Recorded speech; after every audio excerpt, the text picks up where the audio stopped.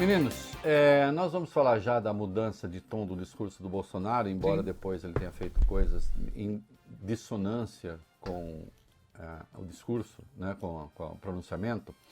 E essa coisa no governo é sempre muito complicada. Mas vamos aos números do dia, objetivos e tal, essa sequência de notícias que nós temos aí, no que nós chamamos aqui internamente do nosso primeiro bloco.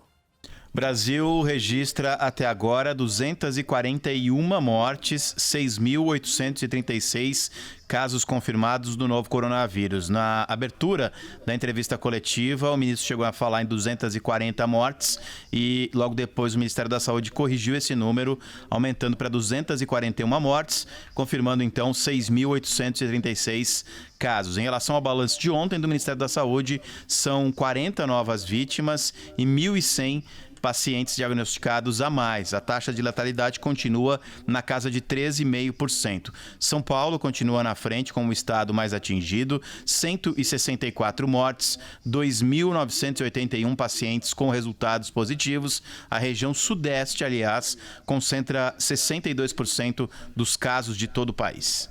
Até porque concentra um maior número de habitantes. Agora, deixa eu dizer uma coisa. Obviamente, esses números estão errados, né? Olha aqui, deixei essa coisa visível e feia aqui, mas a ideia disso aqui, desculpa, hein, para quem está acompanhando no rádio não está vendo, mas eu estou mexendo aqui numa lampadinha. Ah, agora sim, pronto, né?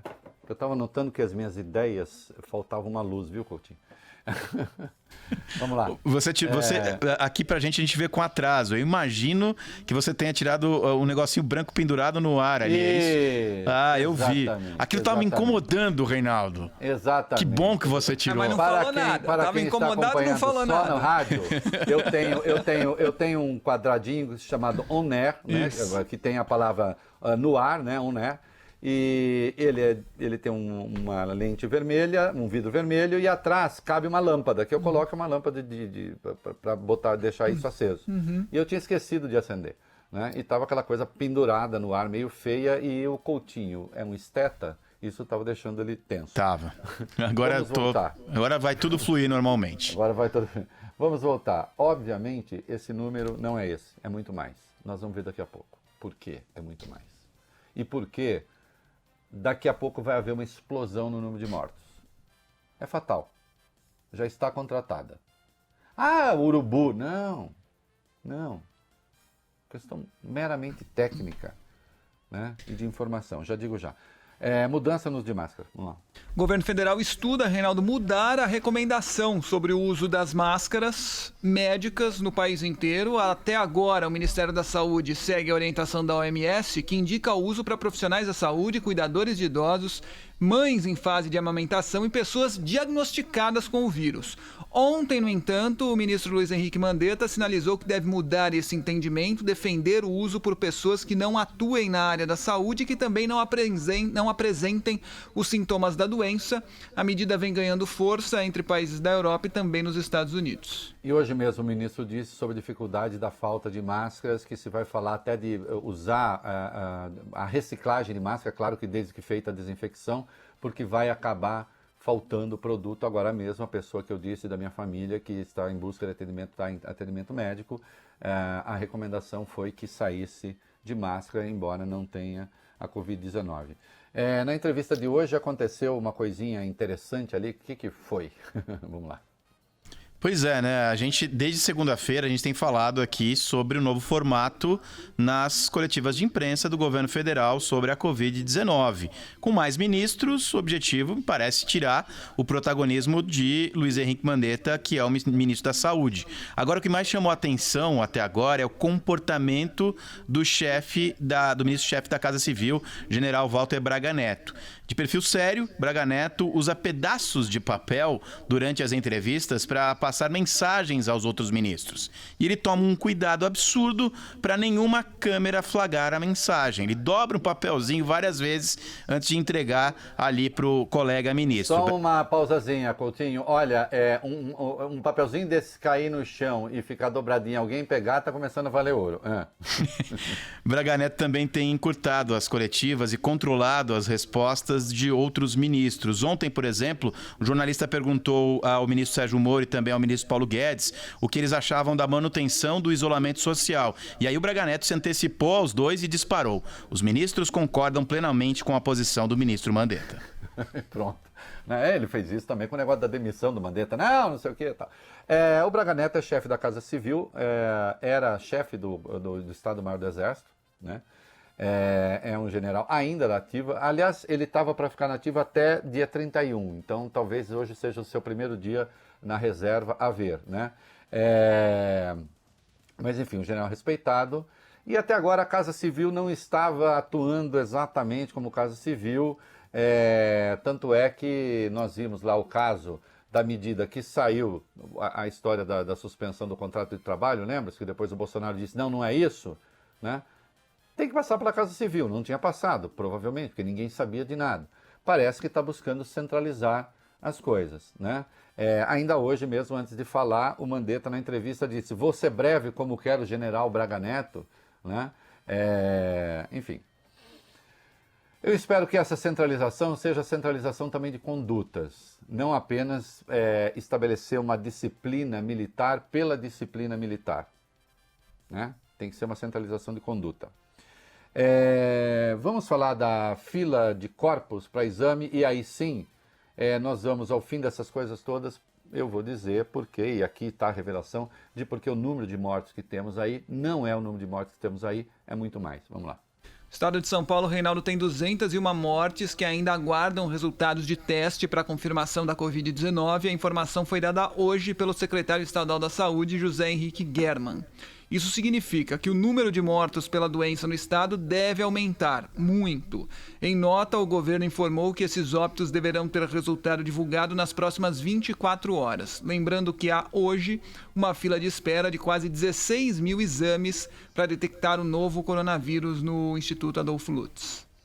Nós temos aí, eu acho que está no roteiro, tenta achar para mim enquanto eu vou falando aqui, sobre o número de corpos em cemitérios em São Paulo, né? Dei um procura, acha cemitério aí que deve ter aí, se não eu vou lembrar aqui. Evidentemente, existe essa demora do Instituto Adolfo Lutz para entregar o resultado dos exames, né? Essas pessoas que estão morrendo, muitas delas estão morrendo apresentando sintomas da Covid-19, né? Sem que, no entanto, se possa comprovar que seja Covid-19. Como vai demorar, tem demorado 12 dias para sair o resultado, às vezes mais, ter uma fila imensa, é claro que daqui a pouco, quando esses resultados saírem, você vai ter uma explosão do número de mortos, né? E é preciso que isso seja entendido no seu devido tempo, para que não se diga, tá vendo? Olha aí, o isolamento social não está adiantando porque está morrendo gente mesmo assim. Não, as pessoas já vinham morrendo antes, né? E não fazer o isolamento social, aí sim, seria um desastre, que é precisamente aquilo que fez Milão e que transformou a Itália naquilo que é hoje, né? Sempre morreu muito velho, né? Não, olha lá o colapso que está lá, né? É preciso que isso tenha claro. Hoje, de novo, sim, vou usar exemplo pessoal, nesse caso sim, porque ele instrui. Hoje um familiar meu foi buscar, precisa de ajuda médica. Se chega a um hospital que não pode atender essa pessoa, que não tem uma doença que não tem nada a ver com coronavírus, porque não há mais condições de atender, esta pessoa pode vir a ter complicações sérias, não por causa do coronavírus, mas porque não teve como ser atendida. Foi isso o que aconteceu na Itália. É isso que está em curso na Espanha. É isso que vai acontecer daqui a pouco nos Estados Unidos, em que o presidente da República foi obrigado a vir a público. Nós antecipamos isso aqui para admitir pelo menos 100 mil mortes em decorrência do coronavírus. E sim, os Estados Unidos tardaram a tomar as medidas porque Donald Trump também não acreditava no coronavírus, chamava de vírus chinês, e achava que isso era apenas uma invenção dos democratas. Invenção, quer dizer, o problema era uma invenção dos democratas para perturbá-lo. A gente tem aí a notícia do cemitério? Temos sim. Tá, diga aí, Coutinho. Vai lá, Couto. De acordo com uma reportagem do jornal Folha de São Paulo, cemitérios públicos da capital paulista estão recebendo diariamente de 30 a 40 corpos de pessoas que morreram com suspeita de estarem contaminadas pelo novo coronavírus. Eu vou repetir, de 30 a 40 corpos por dia de pessoas com suspeita de estarem contaminadas pelo novo coronavírus. Essas pessoas não entram na contagem oficial nem do Ministério da Saúde, nem das secretarias estaduais, no caso da Secretaria Estadual aqui de São Paulo. Segundo a Folha de São Paulo, quase todos os corpos que estão chegando aos cemitérios estão vindo do sistema público de saúde, que diferentemente da rede particular, depende exclusivamente do Instituto Adolfo Lutz para o processamento dos testes da Covid-19. Olha, tá aí, né, o exemplo claro, firmado, né, objetivo. E por que sabe que é suspeito de coronavírus? Porque chega embalado em plástico. Aliás, tem gente que não tem hospital que não está fazendo isso, tá? É bom fazer, quando é o caso, né? Tá falando isso para aterrorizar? Não. Não, porque daqui a pouco vai ter o salto. É para você não se aterrorizar lá adiante. Só para saber como são as coisas. Você tem de ter essa informação com você, né? Para saber que isso está em curso, que o problema é realmente sério. Porque tem gente que até agora está achando que não, né? Eu gosto, às vezes, muita gente, vejo, outro dia uma reportagem, uma pessoa correndo, toda assim na linha, o vírus é uma coisa que o vírus não pega em gente elegante como eu. Pega. O vírus pega. Pega em gente elegante como você também, né? E às vezes, você muito elegante, ele nem pega você. Você está com ele. Não tem nada, mas você passa para os outros. Isso também é uma coisa que precisa ser entendida, né? Nós vivemos numa civilização em que é preciso acreditar que existem patógenos invisíveis. Viu? Quando não se cria nisso, quando não se sabia disso, às vezes você achava que era um espírito ruim, né, que havia tomado conta da pessoa. Não, era vírus, né? Rapidamente. E outra coisa, né? Não, jovem está imune. Jovem está imune. Pode morrer muito menos, nós já vimos muito menos, as estatísticas estão aí. Mas não está imune. Vamos lá, item 5 e 6 da pauta. Matheus Acioli, Reinaldo, de 23 anos, era técnico em gastronomia, morava na cidade de Natal, capital do Rio Grande do Norte. Foi a segunda morte registrada no estado. De acordo com o balanço das secretarias de saúde de todo o país, Matheus é a vítima mais jovem da Covid-19 até agora no Brasil. Também, segundo a Secretaria Estadual de Saúde do Rio Grande do Norte, o paciente entrou no hospital privado no dia 24, foi examinado, liberado para voltar para casa, onde deveria tomar medicações prescritas. Ficou isolado por 2 dias, mas não apresentou melhora. Voltou ao hospital, foi internado então na UTI, mas não resistiu. E o Reino Unido entrou em estado de alerta em razão de uma morte lá, Coutinho. De um garoto de 13 anos, Reinaldo, justamente por causa do novo coronavírus. Segundo o governo britânico, o jovem estava internado em um hospital que fica na região sul de Londres. As primeiras informações indicam que o jovem não tinha nenhum problema de saúde pré-existente. Apenas entre ontem e hoje foram mais 563 mortes no Reino Unido. Ao todo, 2.352 vítimas por lá desde o início da pandemia. E tem gente achando também, eu já ouvi isso muito aqui no Brasil, né? Não, isso aí é vírus de país frio, né? Quando chegar aqui no calorzão, primeiro que infelizmente chegou aqui quando o calor já se foi. Aliás, esse verão, vamos ser claros, o calor de que o tio Rei precisa para viver, né? Não veio. Mas tem um dado sobre a China que é preciso levar em conta aí sobre o vírus e o calor. Vamos lá.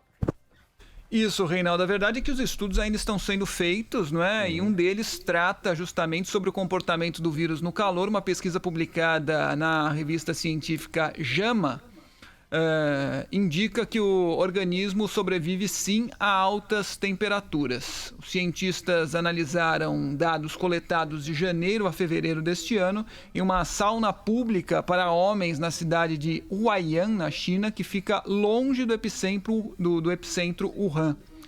De um total de 10 frequentadores do local estudados, 8 contraíram a Covid-19, inclusive um funcionário da sauna. O espaço tem ambientes cujas temperaturas variam entre 25 e 41 graus Celsius e a umidade do ar é de aproximadamente 60%. Não, mas foi a umidade, não sei. O fato é, sobreviver ao calor, e só o JAMA fica um nome meio estranho, mas é o Journal of the American Medical Association, então não é sabe, quem é esse JAMA aí? O seu JAMA? Foi o seu JAMA que falou? Não, é uma revista séria e tal. E tem um estudo de Londres, e vamos para o comercial, e que eu acho muito interessante, porque daqui a pouco é evidente é evidente que nós não vamos poder ficar parado até... o vírus agora já contaminou, todo mundo tem que ter contaminado, mas até aí não vamos ficar parado. Em algum momento a sociedade, tudo que se faz é buscar achatar a curva, em algum momento a sociedade, vamos ver, vai precisar voltar aos poucos, volta, para de novo.